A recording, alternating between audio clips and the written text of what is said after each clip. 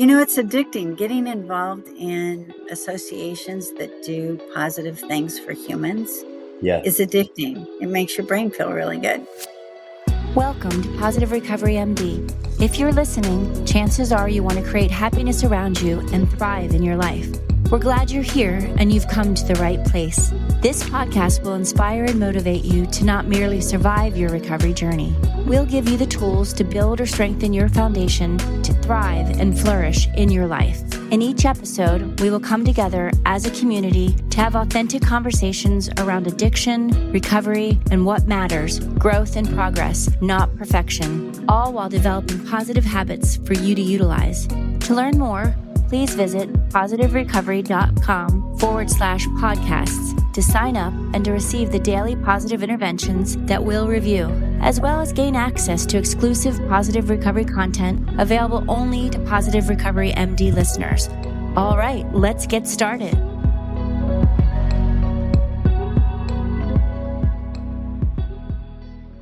Welcome, boys and girls, ladies and gentlemen, to a new installment of Positive Recovery MD's podcast where we discuss how to flourish in recovery and well-being in general. So our guest today is really special. Her name is Cynthia Moreno Tuohy. She was the executive director of the National Association of Addiction Professionals and has worked as an addiction professional for over 40 years.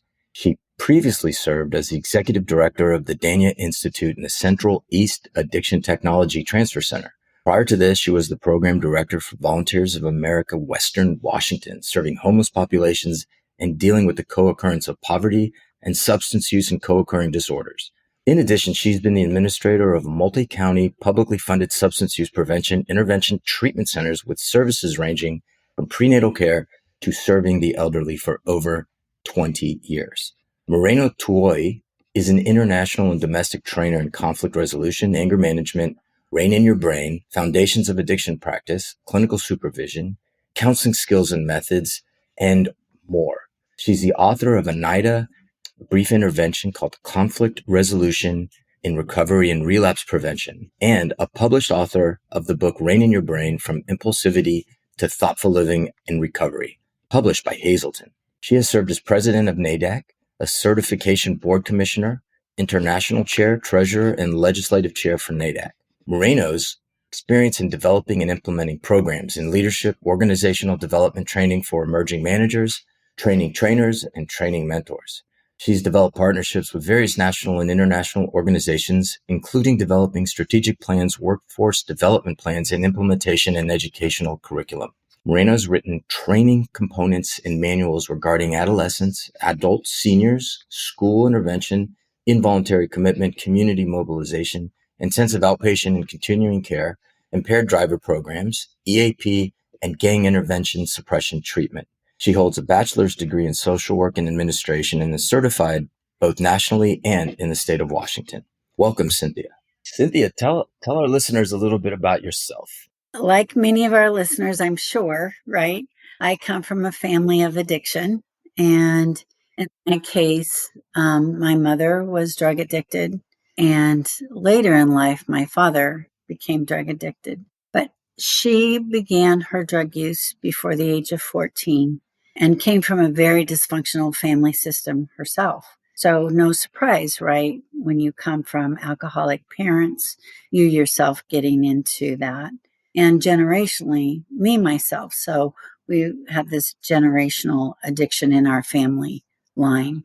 When I was about 8 months old, I'm the third child that she had. When I was about 8 months old, she left. She ran away, did not leave a note. Of course, we didn't have cell phones back then, so there was no way to track her.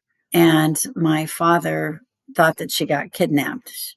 It was horrific for him, and he had a mental breakdown. He couldn't deal with that. And then these 3 young children. We ended up in a group home, and that started the cycle of moving from one home to another. So then a family member would pick us up for a while, or we'd end up split up. We'd end up in a different group home or a different foster home. And this went on and on. And of course, a lot of people in and out of your life. And with that, when you live in people's homes, particularly, well, it doesn't matter, stranger or family, I was sexually abused, physically abused, malnutrition, had rickets as a kid, psychological and emotional abuse. All those things are pretty much expected when you get moved from home to home to home. By the time I graduated from high school, I can tell you I lived in over 40 homes.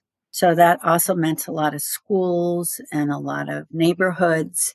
And what we know now is that when kids get moved around a lot, whether it's positive or negative, there's trauma to the brain. And that trauma is inherent because it's a new place, new people, new things. It's stressful. It's overwhelming. You have that happen, many times during a year. It gets, for me, it twirled my brain. I just was like constantly twirling. Yeah, I bet. I understand. Yeah. So at the age of about 5, my mother, well, actually, probably about 4, she came back and wanted to see her kids. So we were with our grandparents at that time, and they said, sure, you can visit them, you can see them. Well, she kidnapped us and took us down to Los Angeles. And about 6 months later, after having 3 children around her, she said, come get them. That was kind of the storyline. Then she got involved with an attorney and took everybody to court. And then the judge actually decided that we would go back with her, which was a mistake. But certainly in those days, the mother always got the children. Still, sometimes today that's true. In any case, with that all going on and my starting my drug use before I was probably around 9.5, 10, life was pretty desperate for me. Sometimes I wouldn't have food. Sometimes I'd be on the street. I'd have people, male perpetrators. Sometimes my mother would perpetrate. So it was a tough situation. And I think I first started wanting to die around the age of 12 because I was so miserable. And I'm very blessed. I will just say that. I tried to suicide taking an overdose and I threw it all up. So that was a blessing. So then I tried cutting on my wrist. I was at a party with my brother and he said, I just had this feeling like something was wrong. He knocked on the bathroom door where I was cutting, and he ended up knocking it down because I wouldn't open it. Mm. And then the third time was, again, pills. And all that didn't work. This was over a course of probably a year and a half. I decided something's not right here. Something is really not right here. And I started wanting something different than what I had, and I would pray to the stars and say, can't we have something different in our life? Can't it be better? How do I do this? I didn't really have a connection with a higher power except that. And then at the age of 15 and a half or 15, I spent a month with my mother and I was loaded every day. And I already was skinny. Methamphetamine and crystal meth. Crystal meth was her deal. Methamphetamine then became her deal. So it became my deal. And by the end of a month, I was almost dead. And I knew if I didn't change my life, I would be dead. And at that point in time, I wanted to be alive. I wanted something. So my brother and I went to a church down the block from where we were living because we both were with her that month and it was a miserable month. We only wanted to connect with her, Mm-hmm. We couldn't do it because we were all so spazzed out. So we ended up going to this youth group, and it was in the youth group that I made the decision that I was going to change my life, become a Christian, whatever that meant. I didn't even know what that would mean, but I was going to change my life and I was going to change my trajectory. And what I really wanted to do was help kids like me, families like mine, so that they wouldn't get in these awful situations. It ended up again, by the grace of God, that my grandparents, actually, we were living with my grandparents again at that time. They were kicking me out of their home, not because I was being bad this time. I mean, when I was raised in Los Angeles, I was looking for ways to use and also to eat. So I created a girls game, but I thought it was more like a girly girl club, right?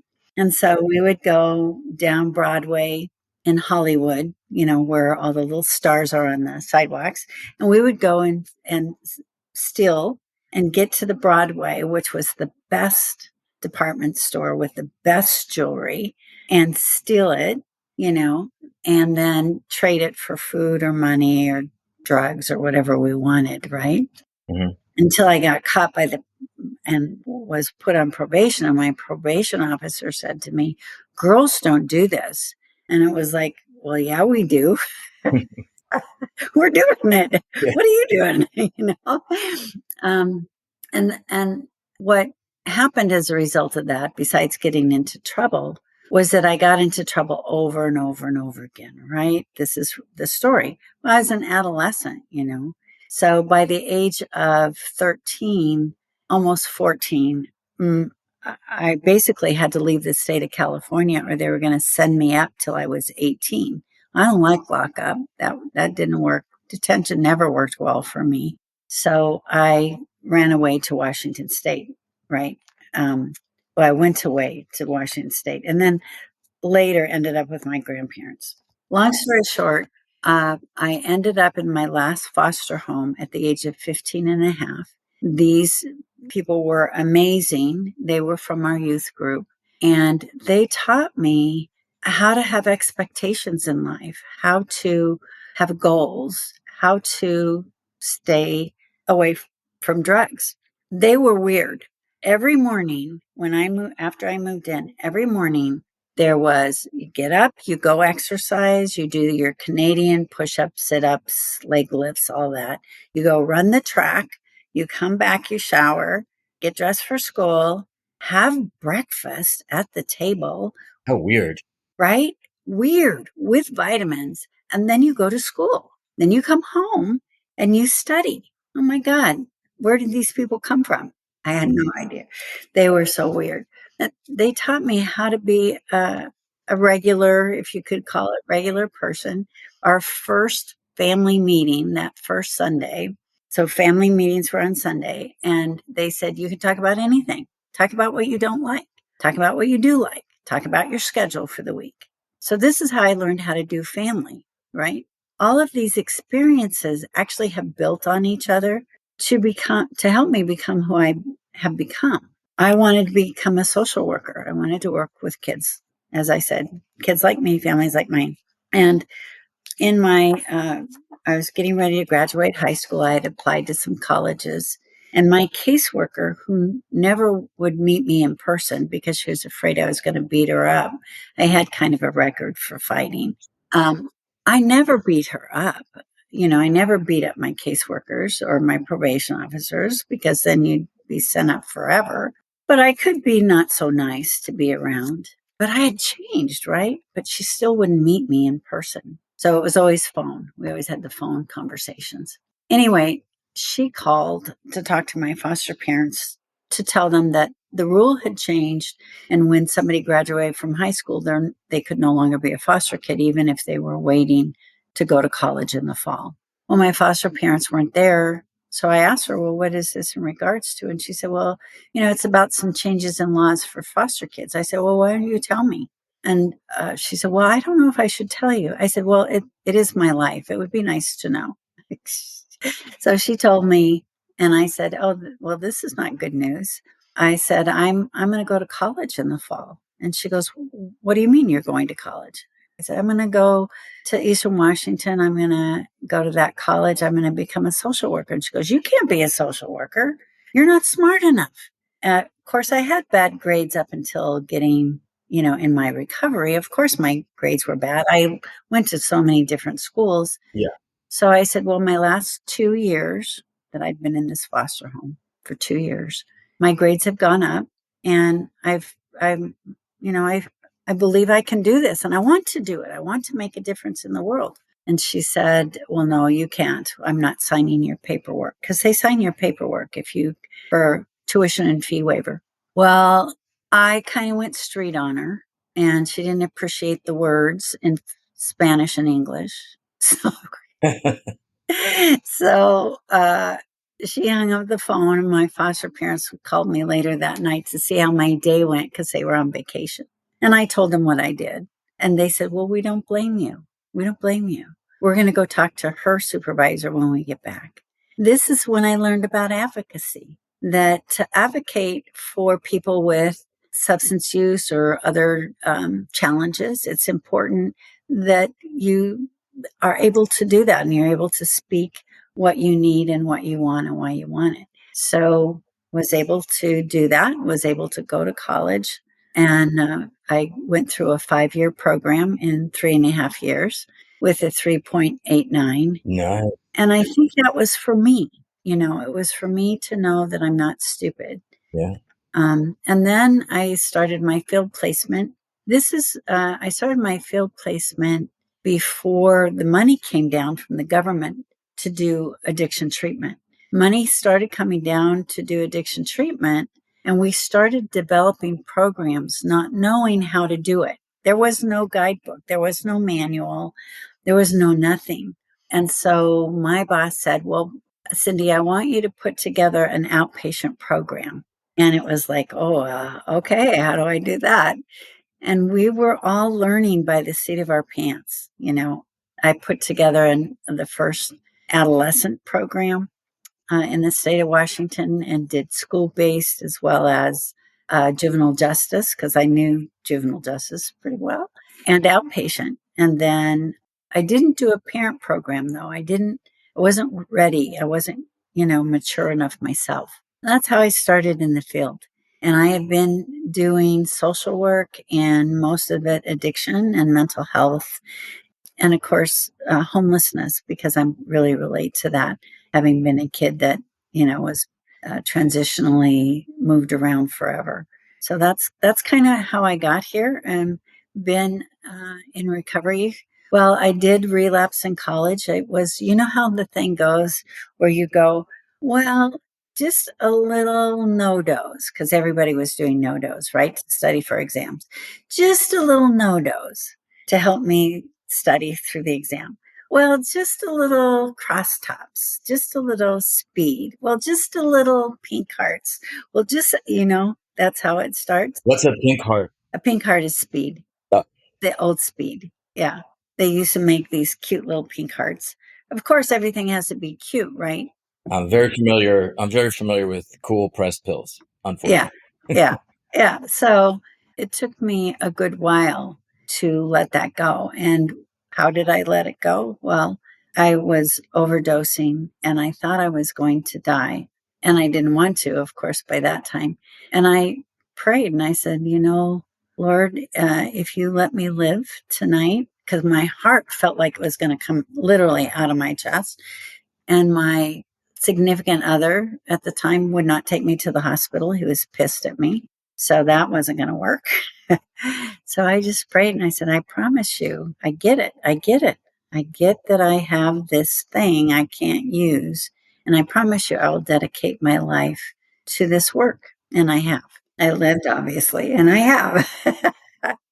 So I will say it's really, recovery is the best possible thing that you could do, not just because it secures your life, and gives you an opportunity to change. Mm-hmm. It also puts you in the realm of so many other amazing humans that either are doing the same thing or believe in the same thing. Mm-hmm. And I think that's what gives you the energy to keep doing, what we do. You know what? I was going to ask you a question which you just answered. I mean, a couple of our facilities, we take care of homeless, and really, it is often frustrating. And I think, we could do the greatest work for 30 days, Mm-hmm. and then they leave and there's no resources. It's so sad. We have to build those resources, if the government really wants to see addiction change, it's got to be all of it. It's got to be the whole meal deal. So what do you need to change? Housing, food, clothes, treatment? If you don't meet the basics, you can't. How does your brain engage Right. if you don't meet the basics? Right.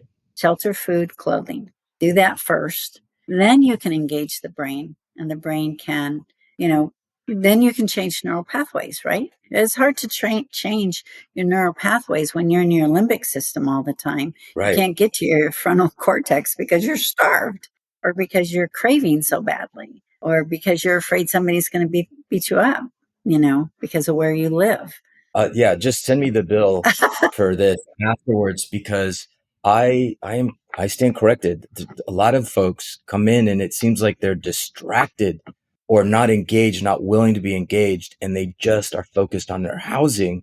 And we're like, don't worry about that. You're not going to get anything out of it. But the truth is, we're talking the limbic system.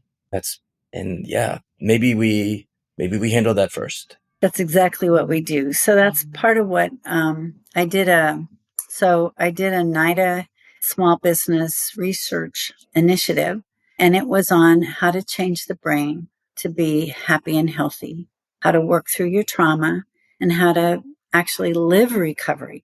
So it's not gimmicky. It's a lifestyle change, and it's a neural pathways changes. Mm-hmm. Well, you've got to deal with those things in order to move away from the limbic, because the limbic always wants to be soothed, right? Yeah. We want to be happy. We want to be soothed. Well, if I'm hungry, I'm not going to be soothed. If I'm craving, I'm not going to be soothed until I get my drug of choice. If I'm in a crazy, scary place with scary people, I need to get out of that place. I can't concentrate on recovery. Now, I can go back to those places once I'm in recovery if I have to, but then I teach myself I don't want to go back there unless there's a really important reason to. And so sometimes I tell people, you have to divorce your family for a while if your family's crazy. Like my family was absolutely crazy, So I couldn't go back to that family. I had to make my own family. I had to, and we teach that, right? So this conflict resolution and recovery, this SBIR that I did, teaches counselors how to do this work, how to change your brain of your clients and yourself. And some of it is speech, how we talk about things, how we resolve conflict. And the research is showing that one of the biggest issues in long-term recovery or in happiness is how to deal with conflict well. Yeah. And how to deal with your trauma if you've had trauma. Well, I don't know anybody who hasn't had trauma of some sort since we had COVID. COVID caused huge amount of trauma in people's brains. Yeah.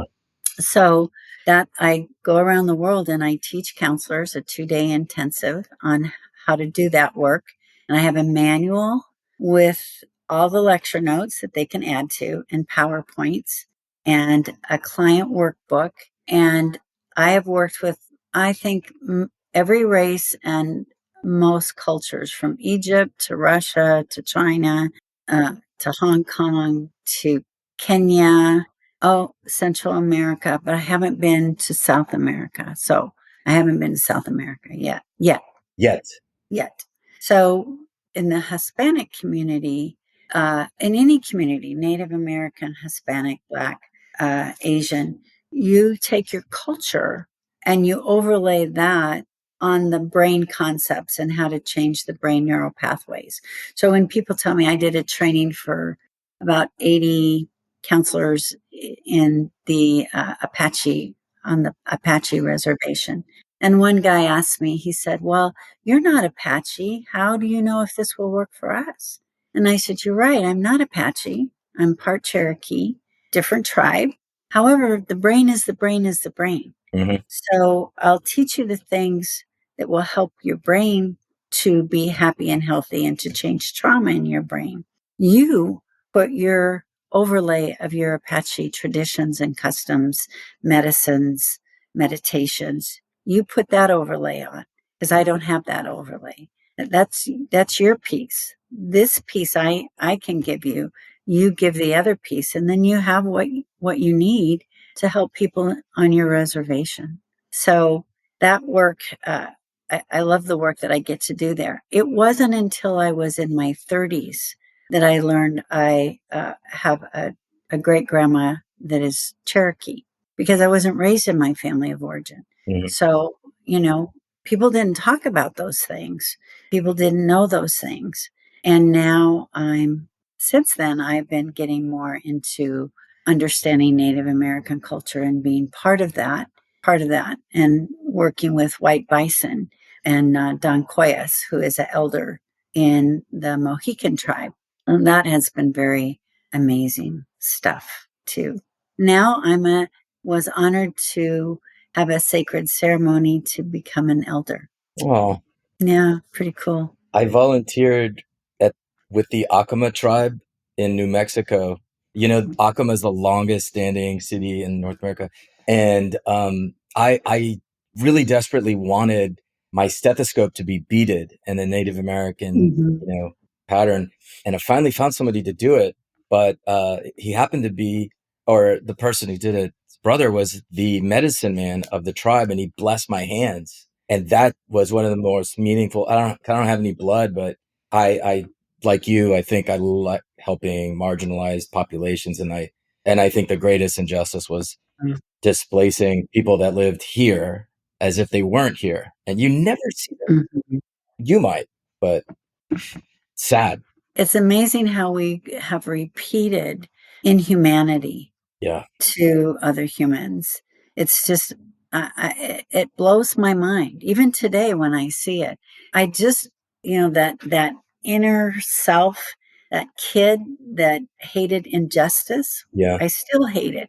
I just want to beat the shit out of them. I do too sometimes. I wish I had like a magic wand to just sort of whoop, let them see. Yeah. But if not for people like you, then savagery would rule, right? Yeah, because the limbic likes to feel good. And so it feels good to have power over other people. Have control, right? Yeah. Yeah. So how did you get into NAADAC? So I'm from the state of Washington. This is where I live now. And I came into the field. When I first came in the field, I was like 21, Mm, and NAADAC was just starting, was just, beginning. And my state had a, a state association that was connected with NAADAC. Every state, not every state at that time had a state association. Our state did. And the gal that got me involved, Linda Grant, because there were very few of us women leaders back then, very few. She was a woman leader in the addiction world, not in recovery herself, just really believed in it. She kind of took me by the hand and said, look, young one, I want to mentor you. She could tell I was kind of rough around the edges, a diamond in the rough, really. And she took me to my first state meeting. And told her, I said, I don't want to get involved. I don't want to talk. I was very bashful, actually, by that time, because I was embarrassed. I had so much shame. yeah. And I said, I'll go with you because, you asked me to, and I like you. And so I'll go with you and learn. Well, at the meeting, they needed a person to help with training, Yeah. to put together trainings around the state.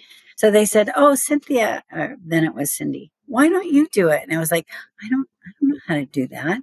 And they said, "No, we'll help you. We'll help you figure it out." So that was my introduction, was my state affiliate. And I tell you, people there helped me mature. They helped me grow up. Hmm. They helped me to think about things differently. I am a fighter. I fight my way through everything. They taught me how not to have to fight, and how to actually resolve conflict and work through, instead of fighting through, work through situations. And that really got me involved at the state level. And then at the national level, they have NAADAC has an annual conference every year.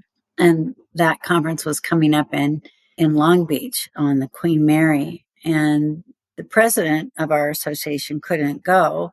So they decided to draw names out of the hat, literally. And my name came out. So I got to go. And that's That's how I got democratic. involved. Yeah, nice. But when I went to the first meeting, oh my God, I thought these people are crazier than I am. They were in the board meeting and they were fighting and cussing at each other and, reaching over to Mhm. pull. You thought, oh my God, we're going to have a physical fight here. Yay! No. By that time, I had decided to give up that type of fighting. So I thought, wow, do I want to get involved with this group? They're a little out there, That's how I got involved. So I started. They needed a bouncer, and you jumped right They need a bouncer. Yeah, I'm short, I'm small, but I'm tough. Yeah, it's addicting. Getting involved in associations that do positive things for humans in. Yeah, is addicting. It makes your brain feel really good. yeah. So I think I just got addicted. It's a good thing. Yeah, Good yeah. thing. I do have a question. You were talking about what you kind of started out, and helping teens, adolescents, a big push because especially of your past. Is there any evidence-based prevention that works? Mm-hmm. And if so, tell us about it. Well, prevention's gone through its different stages too. We used to say treatment is prevention for adolescents and preteens. Yeah. But if you overdiagnose a teen, then you don't have anywhere to go. Okay. So, prevention, there are prevention programs that actually work. In our area, the educational school districts have done different programs that actually do like information groups, but also groups if you're affected by someone with mental health or substance use. So kids have a place to talk, and you have a place to begin to assess, does this kid have a problem? They often say you can tell by grade 2 or 3 if a kid is going to have some emotional or substance use disorder, something going on. You Mm-hmm. can tell. And I think that that's true. I've worked a lot with kids and adolescents, and I think it's really important that we have those programs out there so that they get that connection. Yeah. So many kids are not connected, and then when you're not connected with humanity, you can do anything that's negative, Right. right? Right. You can hurt people, you can steal, you can kill, you can do those things because you're not connected. You don't feel it the same way. So I think prevention programs that concentrate on kids' feelings and resources for that kid, and then assessing them early to get what else they need. Get parents in treatment earlier or in services. They may not need addiction treatment. They may need parenting skills. Mm-hmm. So I started teaching parenting skills before I had children because nobody else was there to teach it. I'm really glad I did because it helped, because I didn't want to have kids. And I thought, oh man, if I have children, I'm going to screw them up so bad. Mm-hmm. Yeah. So I didn't want to have children, but I ended up teaching parenting, which then led me to go deeper into trauma before we even called it trauma. We just, it's all that bad stuff that you had. So I think there are prevention programs, there are intervention programs for different ages. I was involved in a program called Natural Helpers some years ago, where we would take kids and adults from the school, whether they were janitors or coaches or teachers, that the kids selected. These are the people I would go to if I had an issue. So this whole the whole school votes on who they would choose if they had a problem or they wanted to talk something over. Mm-hmm. You then take those people and train them how to be natural helpers, how to have conversations, how to do interventions, how to do referral. I think we need more programs like that. That sounds really helpful. Yeah, kids like to talk to kids, but they also there's some research done some years ago, and it said that teenagers like to have an adult that they can talk to and relate to and trust. That they would like to have, that if every kid had someone like that in their life, we wouldn't have these problems. And there was a book written some years ago, How to Raise Self-Reliant Children in an Overindulgent World. Yeah. Yeah. And basically it said, make sure if you have children, make sure your children have, other than you, Right. some adult that they can trust. Yep. And that they can bounce things off of, so that it's not always about you, Right. because parents always get the short stick, right? We always get the short stick, but somebody else sometimes can help them navigate that. No, this is kind of normal, or this is kind of usual. Your parent isn't being stupid or Right. too strict or too soft. Yeah. Yeah. I'm in the thick of it. I've got a 14-year-old, and I got 2 in college, but yeah, there's distinct life phases that make the parent's job way less rewarding. But anyway, like, what's your perspective, having seen many changes in the several decades that you've been engaged? What have been like the biggest surprises, say like positive, kind of maybe end towards a high note? Like, what progress have we made as human beings, would you say? It's a really good question. I think we've made progress in that we understand the brain more. We didn't have that when I began in the field. We didn't have much research. So I think we've done really good. NAADAC has done a really great job in terms of research for the adolescent brain as well as the adult brain. So I think research has been one of those areas where we've grown a lot. I think education is another. We have great institutions that teach addiction studies.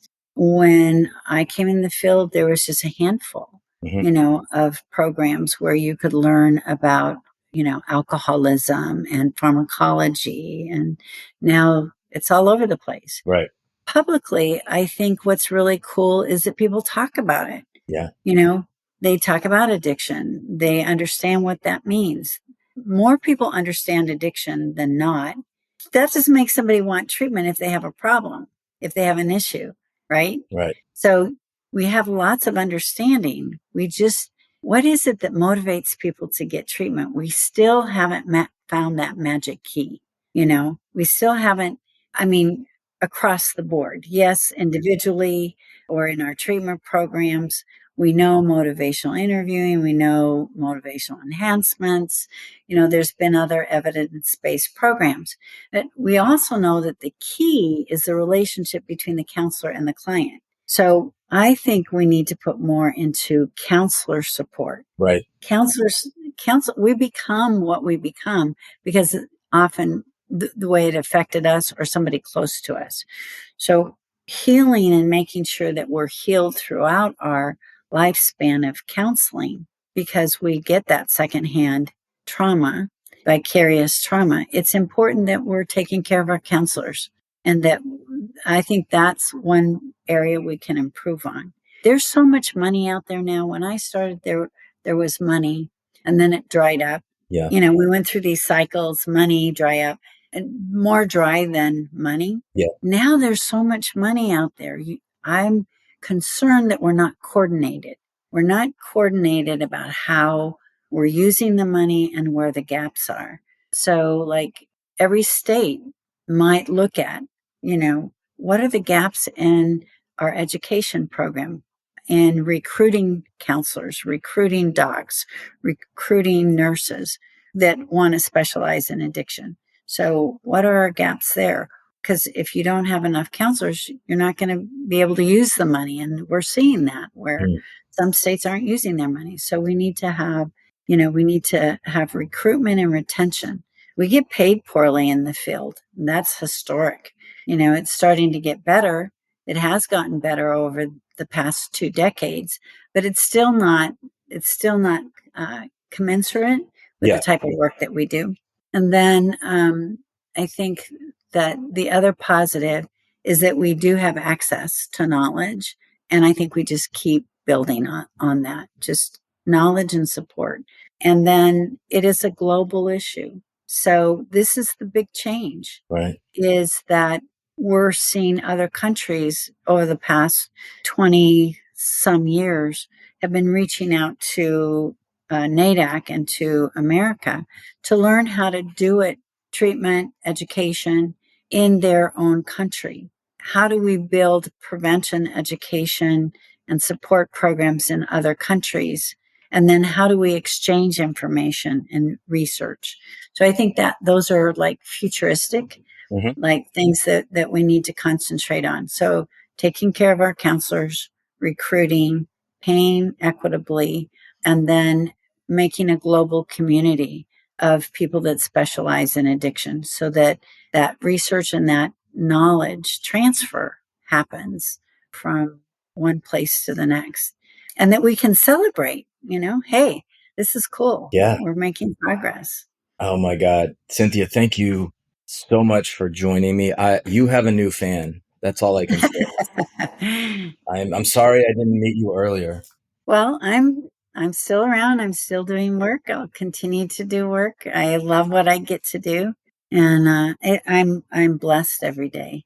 And I think the one thing I would say, whether you're in recovery or not, if you start your day with gratitude and you end your day with gratitude, your brain is going to feel more relaxed, more complete, more, what's the word? Secure. It's going to feel more secure. So if we just teach people to meditate before they start their day and have that gratitude and that knowledge and end their day that way, their brain is going to be more available to them and they're going to be more happy. If I'm more happy, then I'm going to work to make other people happy. I want to positively contaminate you. Yeah. Yeah. It's contagious, man. Positivity flows through social networks. Yep. Thank you so much for having me on, Dr. Powers. I really appreciate your time, your energy, and your dedication. Thank you. I'd love to learn more about what you're doing. Well, I'm going to send you a book, so you have the chance. Oh, perfect. All right. Thank you for listening to this episode of Positive Recovery MD. Don't forget to visit positiverecovery.com/podcast to sign up to get your daily positive interventions sent straight to your inbox. Be sure to subscribe to Positive Recovery MD on Apple Podcasts or wherever you listen to your podcasts to receive an automatic download when a new episode drops. And as always, if you or someone you know needs help, visit positiverecovery.com or call 877-4-SOBRIETY. That's 877-476-2743. Our why is simple. We care. We are here to help.